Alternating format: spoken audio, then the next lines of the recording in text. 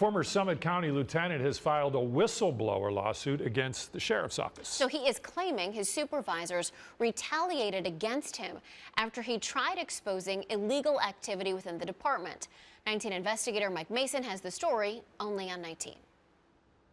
Worked for Summit County for almost 25 years. I had no disciplinary for the first 24 years of my career. Charles Mashburn says he never planned to call it quits so soon. Basically derailed my career. Mashburn worked for the Summit County Sheriff's Office. He was lieutenant of the jail when he says he was forced to resign last October.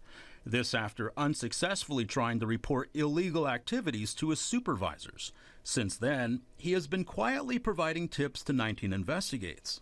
I remained in the shadows.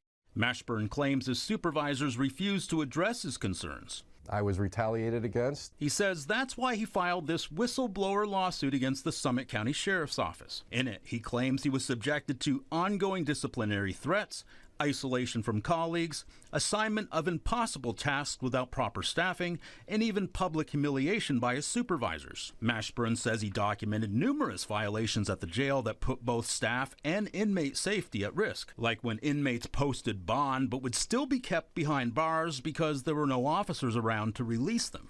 So what did your supervisors do when you alerted them about this? Absolutely nothing. 19 Investigates found state officials documented similar violations. During their inspection last winter, they found the jail using the booking and intake areas to house inmates, officers placing inmate housing units on lockdown due to insufficient staffing.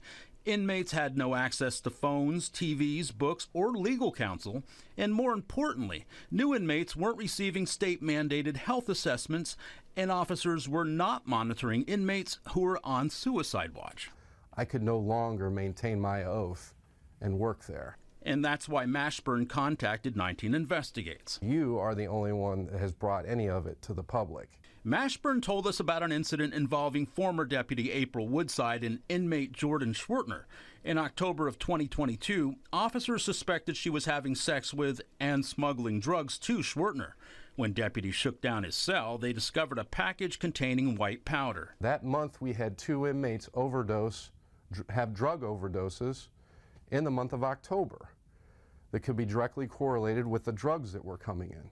That case was closed, but when 19 Investigates began reporting about it last October, 2 years after it happened, records show the sheriff reopened the case and finally sent the items to the crime lab. After your stories, they confirm it's cocaine.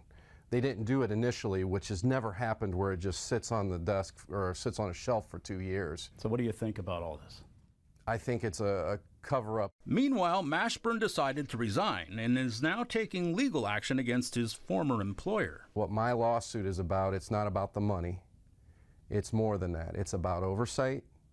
It's about reform of this. Mashburn also filed a complaint with the Department of Justice regarding the handling of the Woodside investigation. In court records, the sheriff's office denied all of Mashburn's allegations.